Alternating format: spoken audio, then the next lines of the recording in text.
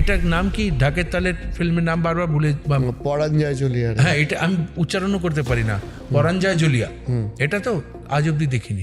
বাংলার যে দুটো গান পুজোয় বাজে, তার পরবর্তীকালে কখনো দেবের সাথে বা জিৎ গাঙ্গুলির সাথে কথা হয়েছে? আমার কাজ হচ্ছে স্টার বানানো।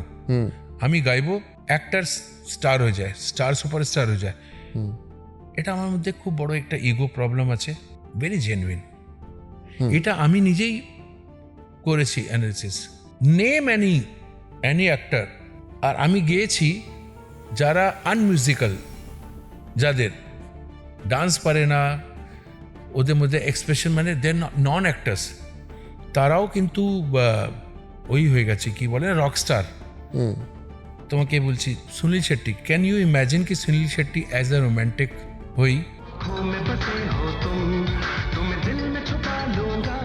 কোনো গান, সুনীল শেট্টির লাইফে যতগুলো গান হিট হয়েছে সব আমার।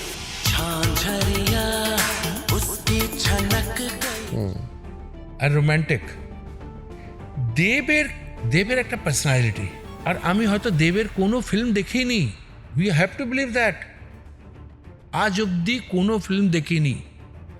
এটার নাম কি? ঢাকের তালের ফিল্মের নাম বারবার ভুলে পরাণ যায় জ্বলিয়া। হ্যাঁ, এটা আমি উচ্চারণও করতে পারি না।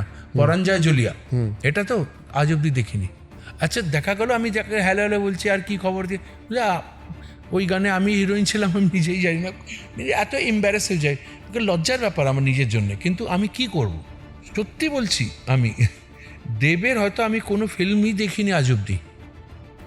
আচ্ছা, আমি হিন্দি ফিল্মই দেখিনি, তো বাংলা ফিল্ম কি দেখব? তো দেবের জন্য যখনই গেয়েছি অ্যাজ এ সোলো কিংবা as a main song, blockbuster.